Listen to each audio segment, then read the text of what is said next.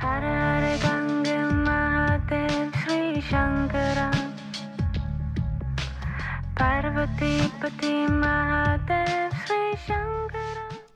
it's Sahara Rose, and welcome back to the Highest Self podcast, a place where we discuss what makes you your soul's highest evolvement. Every couple months, I love to play an interview of me on another podcast because sometimes on podcasts, you can really get to know the other guests that the person brings on, but you don't get to know the interviewer. And I've done episodes like this about my story, but there are probably a handful out of all of these. I do motivational ones sometimes, but I thought it would be a good time for all of you who are new listening or maybe have been listening to this podcast, but not fully understood my entire story of how I got here and why I teach about Dharma and created this podcast and the fears and doubts and struggles and anxieties that I had on my journey, because it's really easy to look at someone who is embodying success and think that their life has always been perfect, or it's been handed to them, or they were just an overnight success. And it's only when you unwrap those layers and you see that that was a person just like me, filled with self-doubt, guilt, shame, all of the things, and they were still able to overcome it too. And what I most want to share with you in my story is that it wasn't that long ago. 5 years ago was when I really set foot on my spiritual journey. And now I've written 4 books on it and have this podcast going for 2.5 years and have really found my purpose. But 5 years ago, I had no idea what it was. And I was in a really tough place of having parental issues, losing all my friends, relationship, everything that I once had. And it was truly my personal training that I needed to get to the path that I'm on. So I'm really excited to share this interview with you. This is an interview done by me, by Ava of the Alchemized Life podcast. So be sure to check out her podcast. She was such a sweet person who came over, and that's why we got so deep. I think there's nothing like in-person connection. So thank you, Ava Joanna, for interviewing me on your podcast. And I'm so excited to share it with the Highest Self podcast community. I hope it gives you a deeper view of my story and helps you see that we're all not so different, and we all have those same fears and uncertainties, and it's all meant for us to overcome them, because that is the unique training that we need to finally fulfill our dharmas. So without further ado, let's welcome myself to the Highest Self podcast. Are you interested in having a career focused on health and wellness? Well, if so, then the universe is calling you to become a holistic health coach. I am offering this incredible deal, a discount of $1,500 off my alma mater, Institute for Integrative Nutrition, which is the world's largest nutrition school, with guest teachers such as Deepak Chopra, Chris Carr, Dr. Hyman, and Dr. Andrew Whale, and so many others. It is split between 6 months of health coaching programs teaching you hundreds of nutritional theories, including Ayurveda, as well as 6 months of business coaching. And as an additional bonus, I am offering a webinar where I will teach you how to use social media to create a thriving career as a health coach. On top of that, I have created a private Facebook community just for the Highest Self podcast listeners who are becoming health coaches to connect with each other, meet up with each other, and support one another on this journey. So if you're interested, send an email over to Sahara, Sahara, at eatfeelfresh.com with subject IIN. Again, Sahara at eatfeelfresh.com with subject IIN.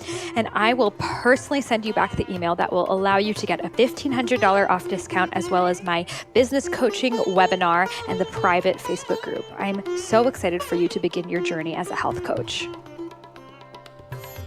What's your dosha? Well, if you want to find out, I invite you to take my quick little quiz over on IamSaharaRose.com. And in a couple questions, I will let you know the exact percentages of the doshas in your mind and in your body, and email you a free 3-day mini course on how to include Ayurveda into your modern lifestyle. So head over to my website, IamSaharaRose.com, to discover your dosha today.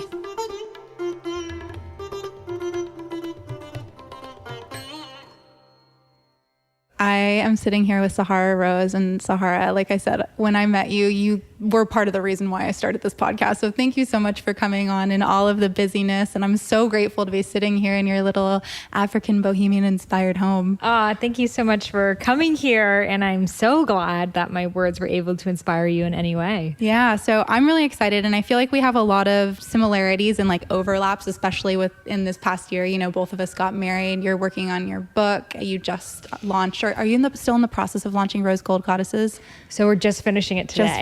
Yeah. So there's so many different things that you're working on. And I am like so multi-passionate, multi-hyphenated. And so Vatsa. So when I hear you speak, I just feel like you're like speaking to my soul. And, you know, I know that when you initially started on this journey of building your business, it was through Ayurveda. And I'm curious how it all evolved. You know, I know it all stems under spirituality and wellness and, you know, living a life as your highest self. But how do you fulfill upon these ideas that you get? And I think you spoke about this really beautifully about transitioning between dosha and dosha. So how does that work for you? How the whole evolution of your work? I'm so curious. Yeah. So, you know, I really believe overall we all have one major life purpose, which is our Dharma, our soul's essence, the big reason why we're here, the vibration that only we can emit to the planet. However, this greater purpose can manifest in many different ways. It can take form of many different careers, passions, interests, hobbies. You have different iterations of yourself that are taking you to this greater Dharma. So, you know, my Dharma is to raise consciousness and bring ancient wisdom through my throat chakra. So that started with me for Ayurveda. Why Ayurveda? Because I had health problems and I had gone to so many different doctors. They kept prescribing me different medications. I had digestive issues, hormonal imbalance. I went through perimenopause. I lost 30 pounds, lost all my hair, couldn't eat food without being in chronic pain, was prescribed everything you could imagine, from antidepressants to IBS medication, birth control, anything. And I intuitively knew that something was wrong with this, but I didn't really know what the solution was. So I was studying international relations. I wanted to be an international human rights lawyer. I had no interest in health, but I had to become interested in it to help myself.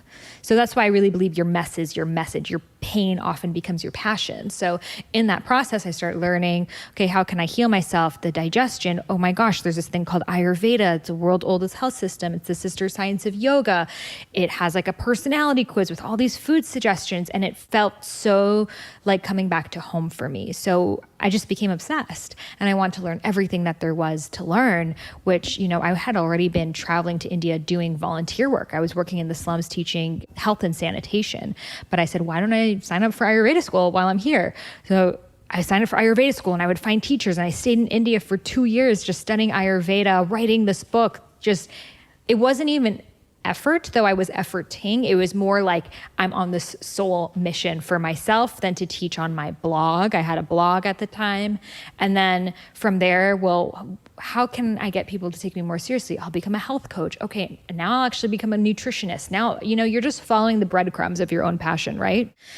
Which led to me getting the download that if Ayurveda is so hard for me to access, what about all of these other people out there who aren't going to go through all of the turbulations that I am to discover this? And that's what led to me wanting to write a book about it, which led to, so many roadblocks to writing the book. Wrote Idiot's Guide to Ayurveda, wrote Eat, Feel Fresh, really focused on just Ayurveda for 7 years, and I think people are like, oh my God, suddenly you're popping up everywhere. It's like they don't see, it's like the tip of the iceberg. Everything else. Everything, literally having no relationship with my family, being disowned by them, letting go of every single thing in my life, living in a hut with no money, with rats on the ground. That is what I went through to study Ayurveda. And then finally, in doing that and teaching that and regaining my health, I realized, well, what else is there to this? It's like when you're sick, all you can think about is getting better. But once you get better, you're like, well, what do I do with this health now? Yeah, what's next? And that's what happened with me. I don't really want to spend the rest of my life talking about digestive issues. And, I had worked with so many clients. It was just over and over and over again. And some people, they really like to do one thing and just for the rest of their lives, they can repeat the same sentence forever. And that's just not me. And because I'm more Vata, which is more creative and eccentric and think outside the box, and someone who's maybe more Kapha, which is more earthy, grounded, peaceful, can deal with monotony better. So I started to ask myself, what is my purpose? Like, before even Eat, Feel Fresh and these books coming out, I'm like, how am I going to make money doing this stuff, you know? And that led to me, you know, learning so much about entrepreneurship, and we were just talking about online marketing and all of these things, but how could I essentially create this career that I've never seen anyone else do and follow that?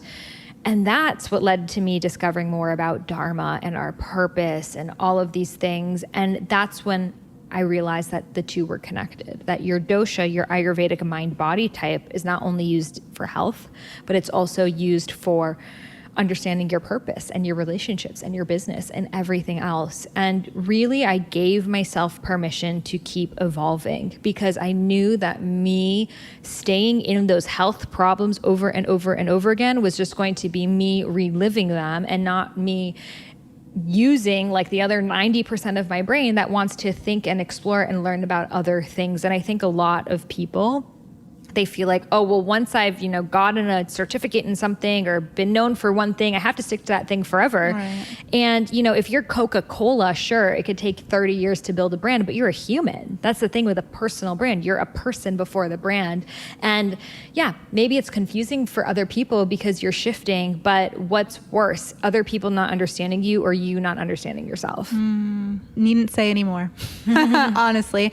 You know, and I think that there's a lot of layers to your story. And what I'm curious about, because I think that so many of us go through this, and why it stops so many people from actually pursuing their Dharma or even questioning what it is the external influence, the shoulds, oh, my mom and my dad want me to do this, or I went to school for this, so this means that I'm always going to be in marketing, or I'm going to be an attorney, and just the extreme societal and relational pressure that so many of us have when we are asking ourselves, well, like, what is next? Why am I here? So for you, having gone through that in your own journey, what was it that helped get you through it? What was the light at the end of the tunnel?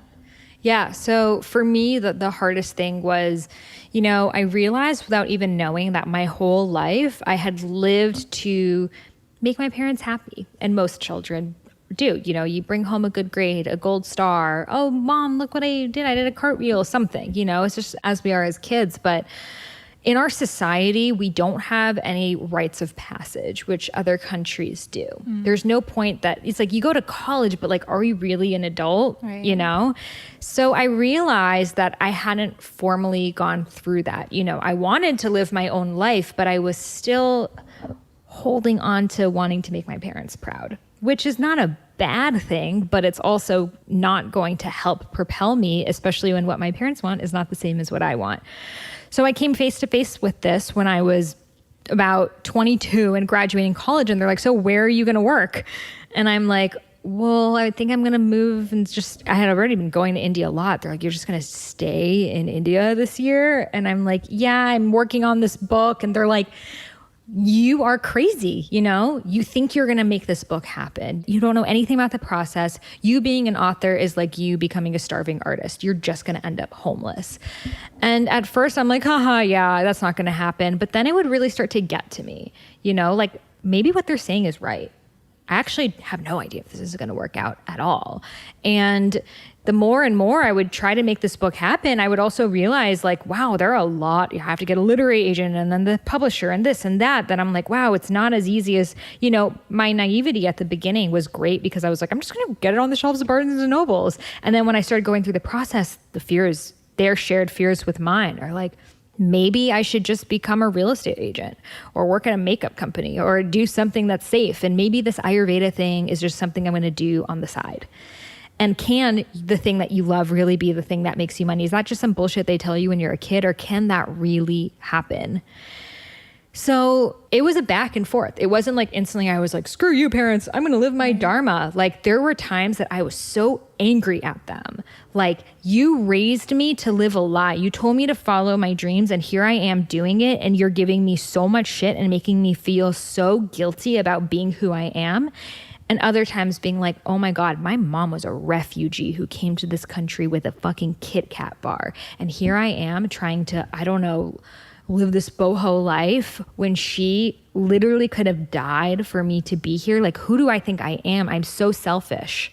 So it was the back and forth of both of those things. And it's like, who's right? Both sides make sense. And as much as you can respect your parents, I had to learn that you can respect and love them without listening to everything that they say, even if that makes them really upset. And that's what I had to really break through. And the pivotal moment of that was after living in India for 2 years, I had to leave because my relationship with my family was so bad. Like constant fighting on like texts because I couldn't even answer the phone. But every time I would look at my text, it was like a novel of like, you let us down so much. Like, we're so sad. We're scared for you every day. And I would just feel so guilty that I came back. But then the moment I came back, it's like, why aren't you becoming a real estate agent? Like, why aren't you making any money?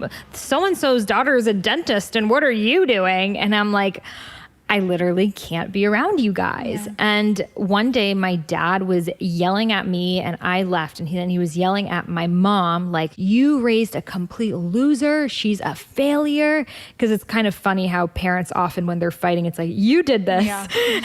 Not on me. Yeah. And he's like, she's never going to make it. She's the scum of the earth, literally. And I was hearing this and I just went downstairs to the playroom that I used to play in when I was a kid, looking at these toys and just crying, like on my knees, just that kind of deep, heavy cry that you're like, I don't even think I can cry anymore.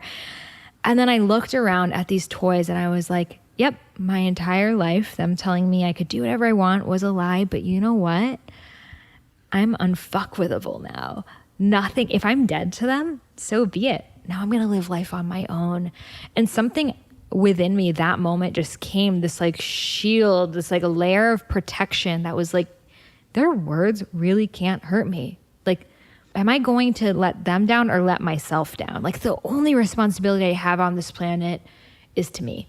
And if I think my life's purpose is to make my parents happy, which I'm never even going to do, even if I become the real estate agent or dentist, then I'm an idiot. You know, then I actually am the things that he said if I listen to this right now. So after that, I was like, you know what, guys, I'm going to Ecuador. I'm becoming a shaman. That was actually what I was planning to do next. But I didn't have any money to go to Ecuador. So I was like, I really want to go to shaman school. But what I did have money for was to move to my grandma's apartment. And that's what I did. So I took a one-way flight to LA, and I lived with my grandparents, and I was taking care of them, vending at music festivals, selling these pants made out of recycled saris. And then that's how I began living in LA and creating my career, and never became a shaman, unfortunately, though my apartment looks like I could be one. It's pretty cool. Just get a little bit of football and you'll be good. Yes. I think that story is really beautiful. And honestly, there's so many elements of it. I remember growing up when I was a teenager, late teens, just the constant friction between my parents and my dad, blaming my mom for me being manipulative and all of these different things. And just like now where I'm at, realizing how much damage all of that did to like how I believed in myself, you know? So what has the work been for you? I know you said you had that kind of pivotal moment where you had that quantum shift in your mindset, but what other work have you done to kind of unravel their own fears from your headspace? Honestly, the best thing I did was separation. I think that, you know, a plant can't grow in toxic soil.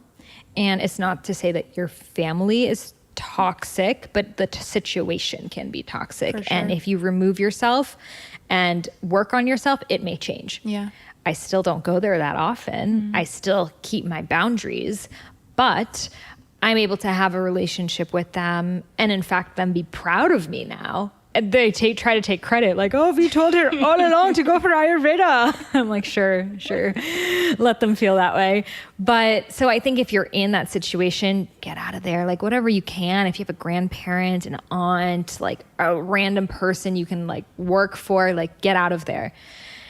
And I mean, I went to Bali. Like that changed my life, but it sounds really cliche. I went to Bali before Bali was like, every Instagram. I didn't even have Instagram back then, but I didn't go there to have a vacation. I went there and I lived with the local family that I was working for too, and just had that time and space to think. Yeah. And like in that space, I didn't take ayahuasca. I didn't do anything. I just thought like, what beliefs are actually mine and which are the ones I picked up on? Like, for example, growing up, Persian, it's really in the culture, like if a man wants you, you have to be really hard to get and keep saying no. And if he chases you enough, then he's worth it, which we even see in American culture. And I was like, what kind of belief is that? Like, if you like a guy, ignore him, pay him no attention. If he talks to you, pretend you don't care about him. Like, what kind of men am I really going to attract if I'm doing that? Yeah. So like all of these things I started to think about. And I think also seeing people who are living their Dharma, in Bali and in many conscious communities,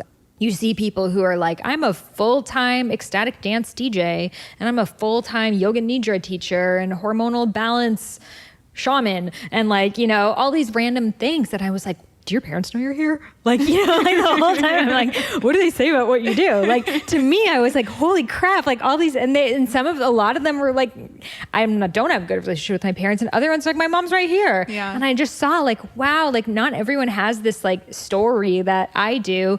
And I also became familiar that it was a story. I remember someone telling me the work of Byron Katie and like, are you familiar that you're telling yourself this constant narrative? And then that even became more interesting to me because I was able to look further outside of the box.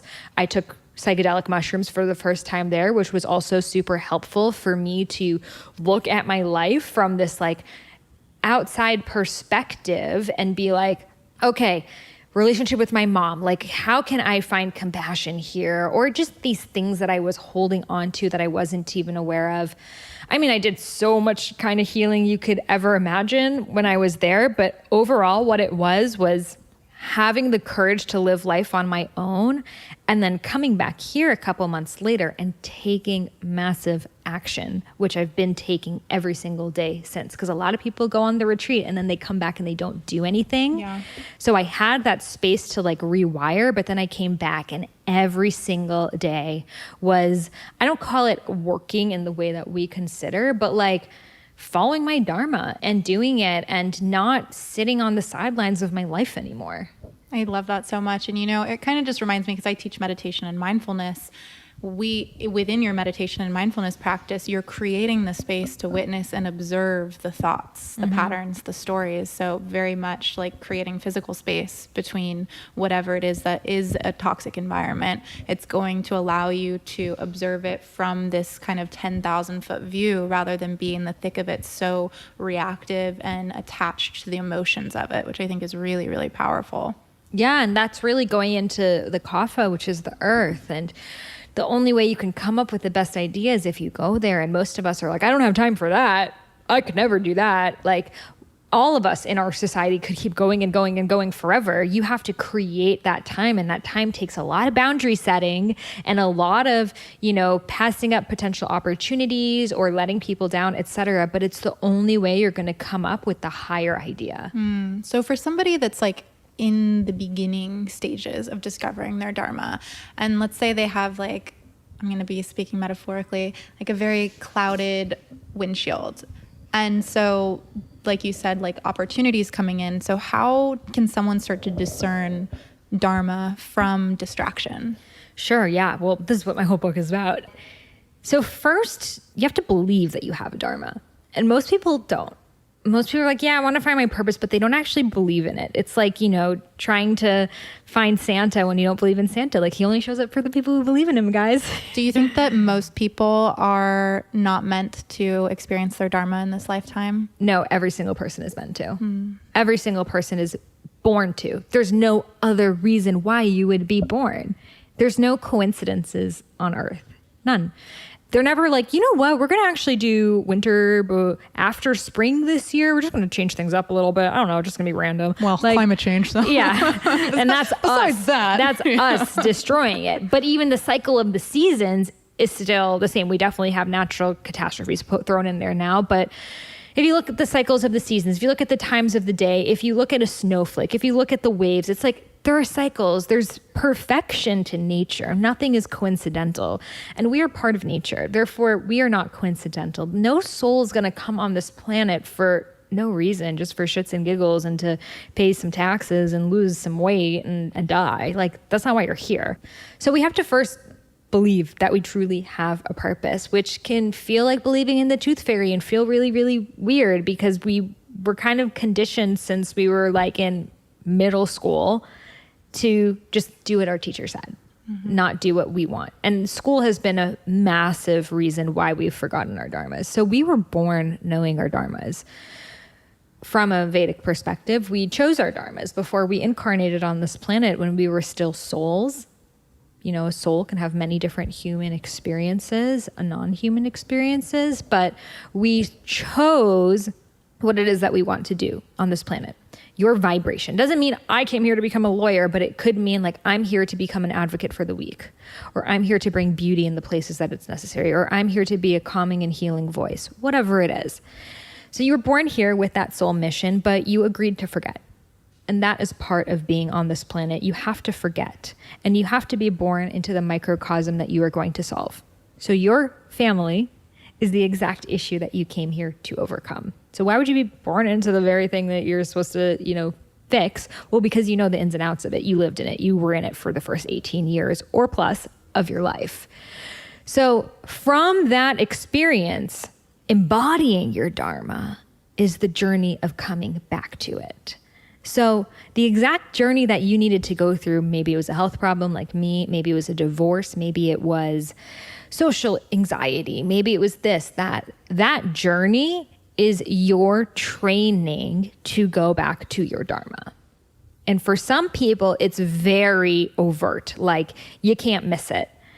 And that has to do with their karma. That has to do with what they came in here from their past life. For some people, especially children being born now, more and more rainbow children, they don't have these big issues. They don't have to solve these massive problems as much. Some still do because of the level of karma that's already been done. So they're just kind of born and they're like that Greta environmentalist girl. She's like, I'm just going to save the planet. And she's just doing it. And she doesn't have to like go to therapy for 10 years on it. She's just doing it. And it's like, yes, thank you. Like that's going to be the new normal. But we, the generation before, which are considered indigo children, had to undergone the issue ourselves. So I would be an indigo child. My child will be a rainbow child. Okay, I want to hear all about where do these rainbow and indigo come from? Is it from Vedic philosophy? No, this is more of a newer age concept. Okay. So for me, I'm not strict Vedic at all. I take and whatever resonates with my soul. But essentially, I think in about the 1960s, they realized that there was a different vibration to the people being born at this time, a different vibration, meaning energetic essence to the people who were being born priorly. So, priorly, if we think about like the 50s, right? It's like your 50s, mom, dad, nuclear family. I mean, even think of the word nuclear. It's toxic. It doesn't work. Yeah. It's explosive and it's going to last for the rest of your life. And we're like living the nuclear family. Yeah. So if you think about that, I mean, it's like, why did it come to be? Well, those type of people after war, World War I, World War II, it's like, we need grounding. Mm-hmm. We just need routine and structure and like everyone know exactly what they're doing. And that made sense. That's what we needed as a whole. But then the 60s came around and that's when we're like questioning everything. And, the incredible movement of the 60s and Woodstock and the Beatles getting into meditation and all of these things. And the essence was different. The children being born were indigo. So indigo has, if you look at the color indigo, it's the color of the third eye chakra. So the third eye is awakening and people are essentially activating and remembering. So that's why there was this massive movement happening. It kind of went down again, like in the 80s, especially we sort of stopped 80s, 90s, 2000s, first generation, it kind of went back into the clouds again. It became more about money, capitalism, technology, etc. But then in 2012, we shifted into this age of Aquarian, which was like a massive shift back. And it became more of the rainbow children. So it's not like strict order. Like in 2012, we became rainbow. It's not like that at all. But there are definitely rainbow children who are being born. But the rainbow children were born and they didn't have to overcome the hardships themselves. They could just be exactly who they are. So that's why so many kids these days are finding their dharmas so much younger. Which is awesome. Which is super awesome. And I definitely see there are some older people that have experienced that too. It's just different life experiences. Indigo children need to experience the hardship firsthand, and rainbow children, they can tap into what the collective needs, and it doesn't need to be what they experienced. Right. Well, and I think that because I have these conversations so many times with the women that I work with, the times in which they are experiencing massive hardships, and just reminding them, you know, this is your fuel, this is your story, this is where you are going to gather all of your inspiration, all of the knowledge and the wisdom, so you can serve. Right. And you can lead from a place of really knowing and empathizing and be And a lot service. of people don't have those. A lot of people I've met are saying, well, I don't have like a massive crisis. I wasn't like homeless or something and I overcame that. So do I even have Dharma? And they actually often feel guilty about sharing and speaking because they feel like they don't have any hardships that they've overcome. And it's not true. In fact, you kind of have a running start to everyone else because you didn't have to overcome all of that stuff, and you still were born with the Dharma, but it can be, I want to stop sex trafficking. I want to stop this. It doesn't have to be specifically about you. Right. Well, and also, like, who says that you can't pursue something that you're passionate about? Who says that just because you weren't homeless, you can't advocate for the homeless? You know, I think that you're absolutely right. Just like the guilt that so many of us feel because we feel like an imposter but again, coming from a place of service, you know, I don't feel as if you can do any wrong if your heart's there. Yeah. And that's why I'm so like, everyone's like privilege, but it's like, there's privilege, but instead of feeling sorry about the privilege, use that privilege to help others. Be like, yeah, I'm privileged. I'm here listening to a podcast. That means I'm more privileged than like 90% of the earth. So instead of me just like beating myself up about it, just, you know, the Vedic perspective would be like, this is the soul and body that you chose. So be of service. I think like we are in such a politicized time right now that we're focusing way too much on like, you said this and that, and like color and like divide. And it's like, we're all, as a woman of color, like we're all here on the same soul mission. So let's focus on the greater picture of how we're going to raise humanity and consciousness for everyone. I love that so much. And I full-heartedly agree. So for somebody then who is like, okay, I have this nugget of inspiration that this is my Dharma. Where do they begin? How do they gain the courage to take the first step? Yeah, so I like to work backwards. So let's say you have the goal of writing a book, right? So you want to have a book in bookstores. Well, what would have to happen before that? Well, there would need to be a publisher involved, right? How do you get a publisher? Well, there would need to be a literary agent involved. How would you find a literary agent? Well, you would have to pitch yourself to one or meet one. Okay, what's before that? Well, I would need a book proposal. Okay, how do I write a book proposal? I can just Google that, you know? So it's like taking something as big as writing a book and just starting with the proposal. I see so many people, I have this idea for a book. It's like, let's see it. And they don't have it. You know, before I got the book deal for Idiot's Guide to Ayurveda, I wrote the whole book. 400 pages that I had got paid personally to edit and graphic design and everything, because I knew that I can't just sit around and waiting. I have to just take this action myself. So work backwards and think, what is the first step I could do right now? I like that a lot. And it actually goes back to one of the things that I wanted to talk to you about, which was overwhelm, and just how easily we can be defeated when we see something as big as write a book and then be like, I don't know how to do it. Like, I'm just going to walk away from this. 100%, yeah. And I loved what you said about like when you are kind of in flow, how your mind will try and make you smaller and like distract you by doing something. So can you speak a little bit to that? Because I thought that was so fascinating. And I'm like, oh my God, I do that all the time too. Yeah, I mean, I just noticed it because I do it myself too. But oftentimes when you are like on the brink of having a breakthrough, whether you're, you know, writing. It tends to be things that we do on our own.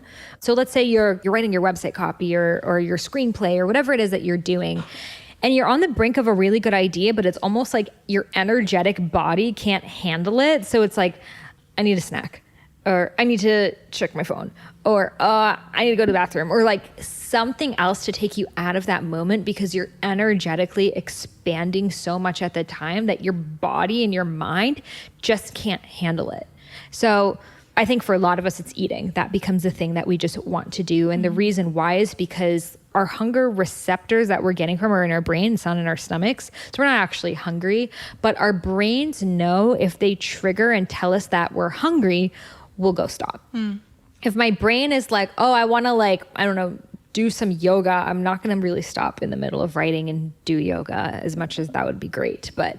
But if it says eat, I will go do that, because it's quick, it's easy, it's gratifying. It's something I can do in 5 minutes and will make me feel kind of calm and restored in a way, but not actually, because I'm eating when I'm not really hungry. So we have to notice when this is happening to us.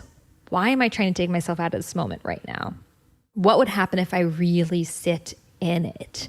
And what you'll notice is your capacity for holding the energy is going to increase.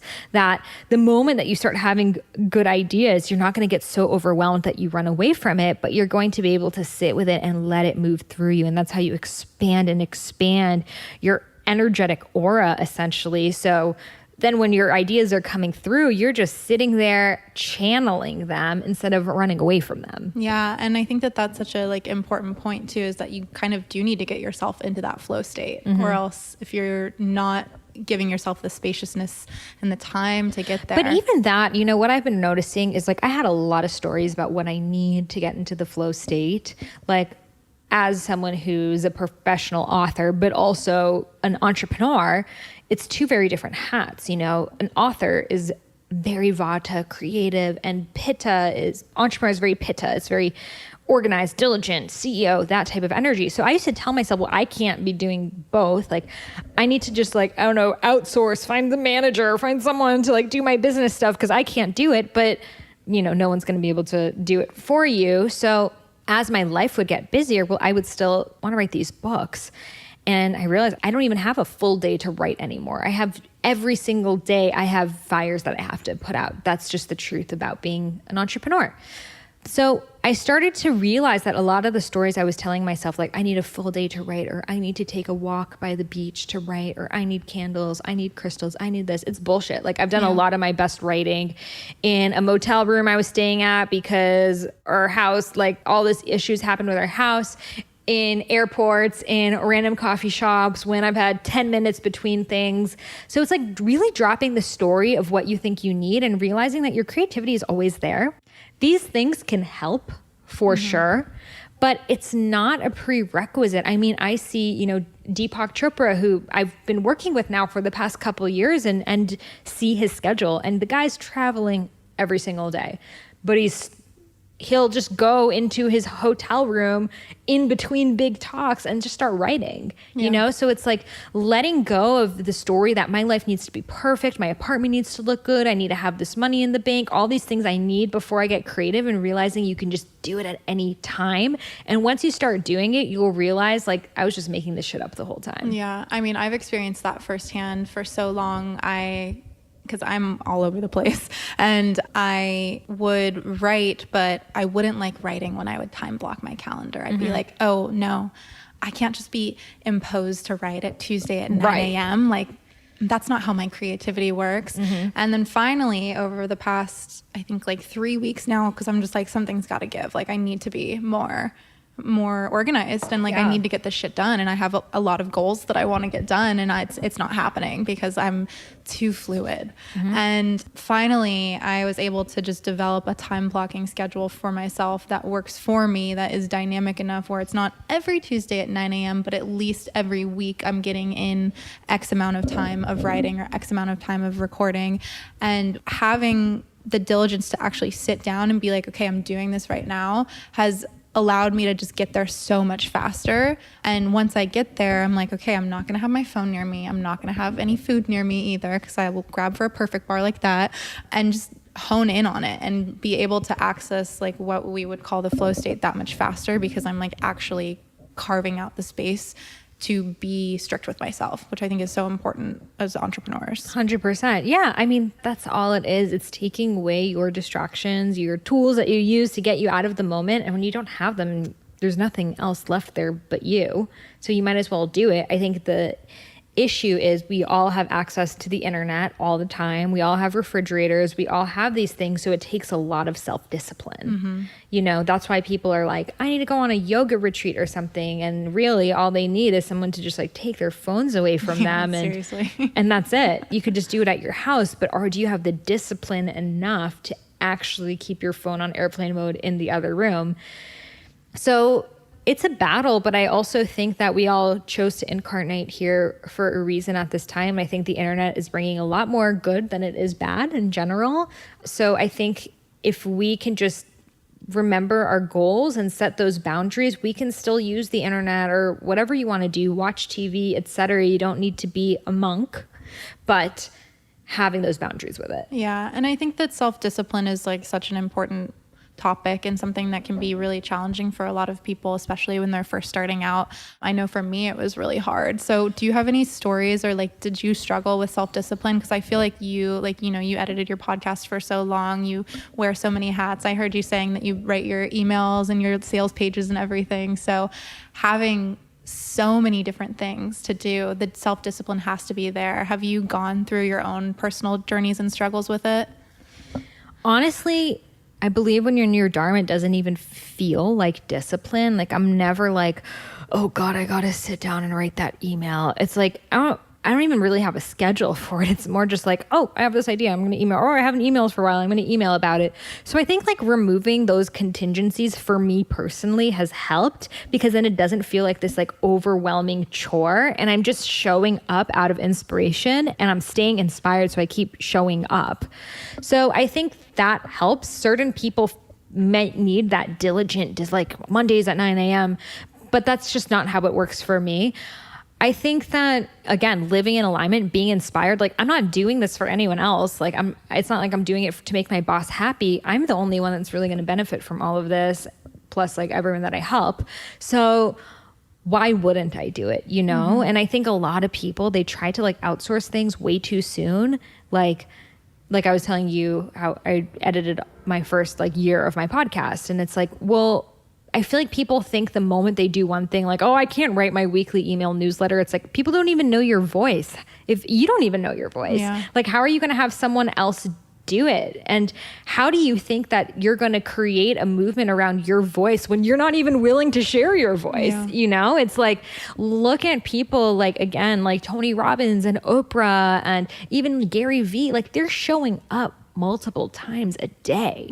And for some reason, we want to just like outsource everything. And it's like, especially when it's around you, people who are listening, who want to build it around your brand, like no one else can be you. And also who you are is changing. So even if you hired someone to speak exactly how you did last January, it's not how you're going to be speaking today. So I think it's like, be grateful that you're creating these emails. Be grateful that you're doing all of this. And when it's coming from that place of like, fuck yeah, I get to do this, it doesn't feel like an overwhelming doom anymore. Yeah, I think that that's so great. And even like the little shift of I get to do this versus, oh, I have to do this is super powerful. You know, I hear myself often be like, oh, I got to go write that email, or I have to write this blog post. And I'm like, wait, no, and just I not get to. overthinking it. Like, it's not the end of the day if you have a typo, you know, it's like, for sure, just write it. It's like messy action is always going to be better than you. Like I hear some people, they're like, I spent a whole day on one email. I'm like, you weren't writing the email then, you're just going through your own process. Yeah. You know, yeah, for sure. And do you prepare to have a conversation with your friend? No.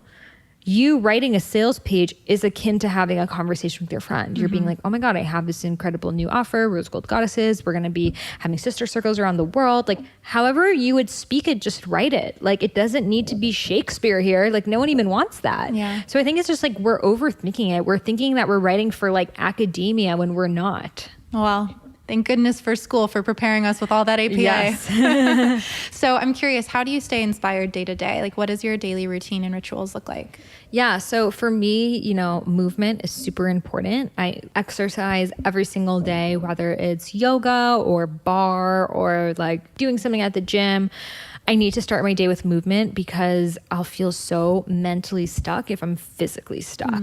So like, that for me is way more than just like sitting and meditating. If I'm moving and I'm sweating, it's like a cathartic release. I always start my day with movement. Before that, I say my intention for the day. I'll say an affirmation of how I want to feel that day. I'll turn to my husband and ask him his intention. I've been drinking cacao recently, so will start my day with like a ceremonial cacao, and I'll add, herbs like ashwagandha, mucuna, blue lotus tea sometimes. I pull cards from my deck, a yogic path, which are these beautiful cards that have wisdom from Ayurveda, Yoga Sutras, chakras, all of the things. So I pull cards and I allow my intuition to respond instead of just the cards. So for me, I pull a card really differently than how most people do, and I share it in a yogic path. But essentially, I'll shuffle the cards and lay them out, and then I ask whatever the question is. So typically my questions are more open-ended, like what message do my guides have for me? Or how can I best serve? Or how can I share my wisdom? Or what do I need to focus on? So I'll ask that question and tune in and kind of like energetically scan the cards with my hand until I feel like a kind of hot spot. And then I choose that card and then I put it between my hands in namaste position. And then I intuitively, guess, what does this card have to say to me? And I think a lot of us, we just like flip the card and it's like, oh, it's this. And it's like, that's not using your intuition. Right. And it's not even, the whole point of the cards is for you to become better, not for the cards to tell you something. It's the cards aren't the psychic here, it's you. So I intuitively will ask, like, what do I think is coming through, and allow my thoughts. And I think a lot of people think like you're supposed to hear another voice in your head or something, but it's going to be your own thoughts. It's going to be your own inner voice that's telling you. Then from there, I'll finally flip over the card and then I'll look at the imagery. So the imagery, we designed these cards. My illustrator is Starchild Tarot, who many of you guys may know. She does epic decks. But we sourced all of the statues and the paintings, etc., from the ancient Vedic times. So these are the actual 2,000 to 5,000 year old statues and paintings, cool. surrounded by all of the super like psychedelic and highly meaningful collage art. So hidden within them are a lot of subliminal signals and messages that take you to deeper dimensions of what that card means. So I'll really look at that card and then allow my intuition to further guide me of what is this card telling me, And then from there, if I even feel called, then I'll open up the guidebook.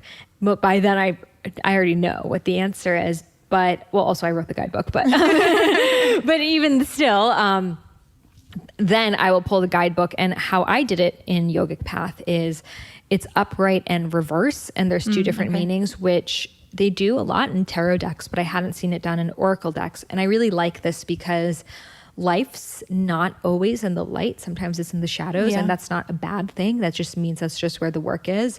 So if you can see that your guides are essentially giving you signs, like we talked about, you're always getting signs, you're always being led to your Dharma. So the more and more you use these cards, and the more you become intuitive, the more these cards become an opportunity for your guides, your highest self, your intuition to deliver messages to you. So if it's upright, it may mean one thing. Reverse, it may mean something else. And one thing that was really my intention when I created a yogic path was a lot of us, we want to learn about Ayurveda, goddesses, etc., but it's kind of old school at this point to like sit and read a book. Like most of us don't do it, honestly. And how can we in this new age be able to receive this ancient wisdom? And that's through interactiveness. That's through using your intuition. So you're actually learning so much about these goddesses, these sutras, etc., all of the Vedic wisdom in such an interactive way that it doesn't feel like you're studying for a book. So, There's 54 cards flipped over, 108 meanings. 108 is a very auspicious number in the Vedic times. And all of this wisdom is just like given to you in such a gentle way that you'll start to notice like, okay, right now I need more dharana, more concentration, or, oh, I'm feeling very sattvic, pure. Like you're going to just start noticing these words become part of your vocabulary, and that's just your vibration enhancing through them without even trying. That's what I love about all of the work that you do, is that it is so accessible. Like it is this ancient wisdom that you're distilling for people in a way that we can really integrate it into our lives in like this modern world, because I think that there is so much stuff that's very dated, but the wisdom and the knowledge there is everlasting and is needed more now than ever before. And so to be able to learn it and integrate it into our lives in a way that is engaging and fun and easy and interesting and something that we crave is really special to bring onto this planet, for sure. Thank you so much. I appreciate that. And it has to be fun. I think one of the biggest issues we have as a spiritual community is we make it all so damn serious. Yeah. And it doesn't have to be. It's actually not supposed to be, you know? Like if you're taking yourself so seriously, or you're saying, I can only, take action when I've done all the healing. It's like, guess what? You're always going to have another past life to heal, another ancestral wound to heal, another childhood thing to heal. Like we're never going to be totally healed. We did not come on this planet to be totally healed. We came here to live our optimal human experiences and fulfilling our Dharma. And that happens best when you're having fun and you're in a state of joy and you're, in motion, in kriya, in flow. But it also happens when you tie it to being of service. And both things are necessary. We also need to make it bigger than ourselves, because sometimes your Dharma is going to be tough. And sometimes it's going to require parts of yourself that you didn't even know that you had. But when you can tie that anchor to something so much greater than yourself, which is your mission here on this planet, you're fueled by an endless source of energy. I mean, I look at Marianne Williamson running for president right now. And I've known her for a couple of years, like going to her talks, et cetera. And I've always very much looked up to her. But wow, running for president, you're waking up at 4 a.m. to get on like the 5 o'clock news and hit 3 states in like one day. And it's so much like work and showing up. Like I was just at her talk a couple days ago. She greeted and had a conversation with every single person there, over 500 people, and took a picture with them and asked them, what do you think we need in this country? And like fully listened to them. I'm like, holy crap, I do one book signing. I'm like, that was a lot. And I'm like, do you know what? Because she's so fueled to Dharma, and she's completely in a state of service that she's getting her energy from something so much greater. If we're feeling exhausted, we're not getting our energy from earth. And when we're tapped into earth, our energy is limitless, Marianne can keep showing up and doing it because it's not her energy. It's this greater source of energy that's moving through her. And that is the same energy I'm tapping into when I'm writing these books and these podcasts and creating. And it's something that we all have access to. It's just going to be in different ways, whether it's running for president or playing the sitar or planting a garden or helping children or whatever it is that puts you in that state. That energy feels limitless, because that's who you truly are. Your soul is limitless. It's just your human body that's making you stop.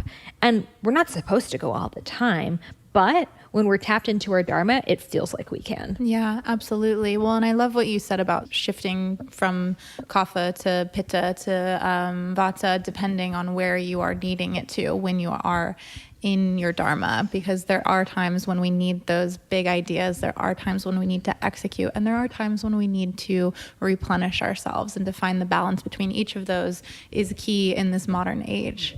For sure. Absolutely. Yes. We have to take the Vata idea into Pitta execution and Kapha reevaluation. And from that state of reevaluation, resting, recharging, we naturally come up with the idea again. So it goes through these beautiful cycles, like the seasons, like everything else. And if you're ever confused, just follow the next dosha. If you're coming up with all these ideas, you don't know what to do, just take action. Take action on something, send an email, go to a networking event, make a phone call, just take action. Yeah. And then if you're just been taking so much action, you're just burnt out and you're like, I don't even know what I'm supposed to be doing next. I'm just always working. Take that breath, like meditate, go take a walk, maybe take a hiatus. You need to create that space. Then from that space, maybe you've been in a lot of space recently, you haven't been in the workforce for a while, or you just haven't been feeling yourself. Come up with the idea. What would your dream life look like? What could you create? Think big. And from that natural state of inspiration, again, you will take action. I love that so much. And it just highlights that like everything comes in seasons, Yes. It's okay if you are in the recharging state and the reevaluating state. And it's also okay if you just have all these amazing ideas right now too. But as long as you continue to fulfill upon the idea, take the time to step back and witness the idea and go within those different seasons and those cycles, as long as you're fueled, then you're on the path, which I think is so powerful. So Sahara, thank you so much for coming on the podcast. How can we support you? What's coming up next for you, and where can people find you? Yeah, well, you can get your hands on my deck, A Yogic Path. It's available on Amazon, wherever you get your books. And if you want to learn more about your dosha, your Ayurvedic mind body type, you can head over to my website, IamSaharaRose.com. You will find a quiz. I also have an incredible sisterhood collective called Rose Gold Goddesses. By the time this is out, I think doors might be closed, but you can go on rosegoldgoddesses.com so you can join the wait list. We're going to be doing a free 5-day challenge again in the new year and be opening doors. And it's this incredible community with their very own app and women from like everywhere, like meeting up and having events and talking about our past lives and just your spiritual soulmates. And that was the thing that I so needed the most when I was on my journey. I was just so totally alone. And I was like, if there was one thing that could have changed things, it was community. And that's what I created with this. So that's at rosegoldgoddesses.com. You can find all of that if you go on my Instagram. I am Sahara Rose, Sahara like the desert. Thank you for coming on. Thank you. I hope you enjoyed that conversation I had with Ava. It felt really lovely to share my journey with her and with all of you.